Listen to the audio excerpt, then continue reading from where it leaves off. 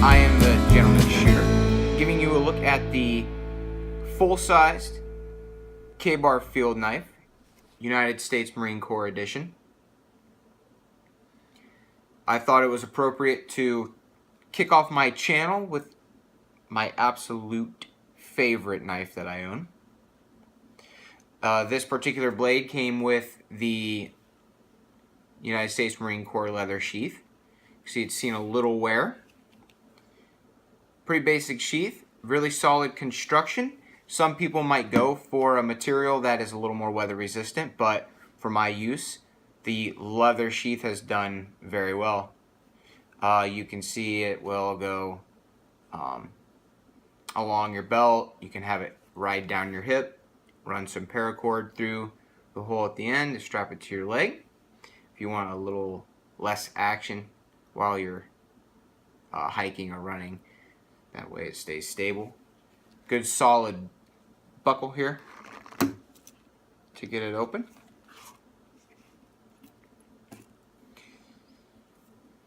We've got the brown leather handle.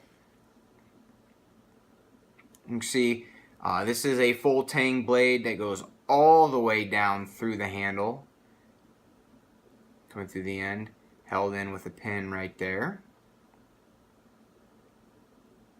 I have modified this by adding on size 10 or 11, I can't remember. The exact number will be in the description. O-ring. So you just slide the O-rings up the handle and they fit right into the notches that come with the knife. I didn't like how easily the knife seemed to slide in my hands, so I added these. I had seen the modification online and I thought I'd give it a shot, and I've been really happy with it. There isn't a lot of raise with the O-rings. Not a lot raises up out of the handle, but it's not like an obnoxious addition. It gives you just enough grip to keep the blade in your hand, or the handle in your grip, a lot easier. This has been out in the field quite a few times with these O-rings added, and none of them have broken or are worn out yet. So of course, having said that, the next time I go out, they'll probably fall right off. Now, due to the material they're made out of, they will deteriorate and you will have to replace them, but they're cheap, just a couple bucks for a whole little box of them, and you can replace them every now and then as they break. Pretty cheap. Yeah, pretty cheap modification. I wanted to point out that if you have a true KABAR, because there are a lot of knockoffs of these that really look good. I've purchased ones that they look identical in almost every aspect, except there might be a little difference in the hilt. But the one thing you need to look for is that your knife is made only in New York. It needs to be made in the USA, and it will say it on the blade. If you don't have that there, it is most likely a knockoff. The knockoff blade that I picked up even said United States Marine Corps, but it was printed on the opposite side. And like I said, there was just a minor difference in the hilt. This hilt tends to come at a downward angle a little bit. The hilt on the knockoff was completely straight. So it's just a couple things to look out for. I've been very, very pleased with this knife. You can see I've got a little wear on the blade. I've taken it out to beat on it.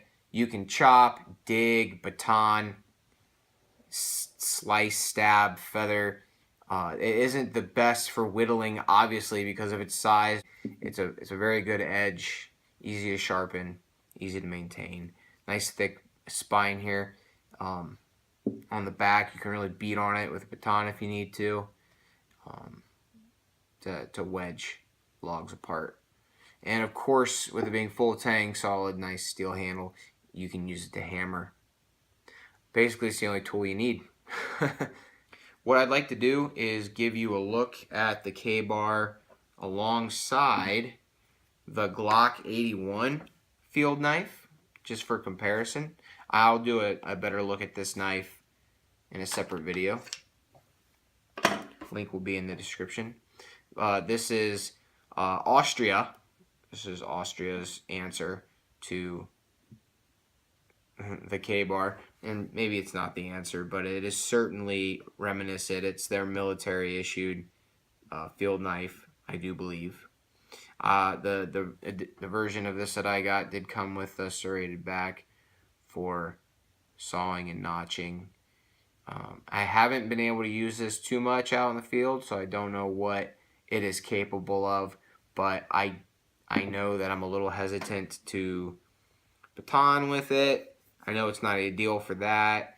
The saw isn't incredibly sharp. It's enough for notching, but you're not going to do anything too great with that. It does have a bottle opener. I guess that's important. So side by side, you can see that the KABAR is a hair longer. It's heftier. Look at this. The handle on this Glock is just smooth. There is nothing to it, and the notches aren't even deep enough for me to fit the O-rings in to add. They just slide up and down. So I kept them here on the end, and it gives me a bit of a catch, but those will be details for a later video. Side by side, I still picked the KABAR for both looks and utility. So I hope you enjoyed this video. Give me a like and a subscribe if you did. If you've got any great stories to tell me about how you use the KABAR in the field, please share them down below and allow others to read them and enjoy them too. I will have some links in the description for you that'll lead you to some great reviews that I've come across on the knife, some durability tests, and the story behind the name of the KABAR is pretty excellent.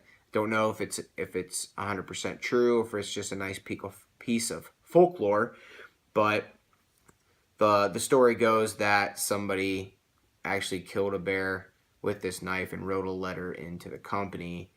It was like a frontiersman of some sort. Their spelling wasn't the best, and in the letter they described that they killed a bear. So they took that as the name. So I'll get a link to that story as well. And even if it's not true, I believe that it's possible to do. I wouldn't want to fight a bear with a knife, but you know what? Sometimes you got to do what you got to do.